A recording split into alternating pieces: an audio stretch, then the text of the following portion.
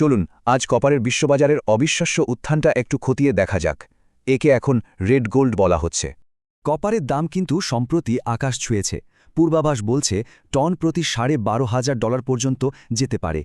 কিন্তু প্রশ্ন হল, এই রেড গোল্ডের দাম হঠাৎ করে এত বাড়ছে কেন? দেখুন, 2009 সালের পর এটাই কপারের সবচেয়ে বড় মূল্যবৃদ্ধি। দাম 35%-এরও বেশি বেড়েছে।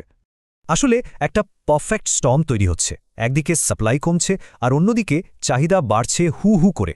সাপ্লাইয়ের দিকটা দেখুন, ইন্দোনেশিয়া আর চিলির বড় বড় খনিগুলোতে উৎপাদন ব্যাহত হচ্ছে।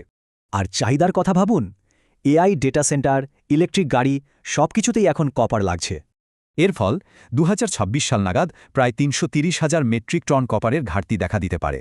এর ওপর আবার মার্কিন শুল্কের কারণে অনেকে কপার মজুদ করতে শুরু করেছে। সাপ্লাই আরও কমে গেছে। অনেকেই তাই বলছেন কপার নাকি একটা সুপার সাইকেলে ঢুকে পড়েছে। এখানে বিনিয়োগের সুযোগ কোথায়? ভারতে বিনিয়োগ করতে চাইলে এমসিএক্স ফিউচার, মাইনিং স্টক বা বিভিন্ন আন্তর্জাতিক ফান্ড রয়েছে।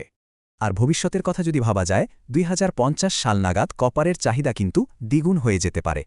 তবে মনে রাখতে হবে, এই রেড গোল্ডের বাজার কিন্তু ভীষণ রকম অস্থির। এটা কিন্তু সোনার মতো নিরাপদ বিনিয়োগ নয়। কপারের দাম সরাসরি অর্থনীতির ওপর নির্ভর করে। বাজারের একটা বড় অংশই কিন্তু একটা দেশের হাতে। বিশ্বের 60% কপার একাই ব্যবহার করে চীন।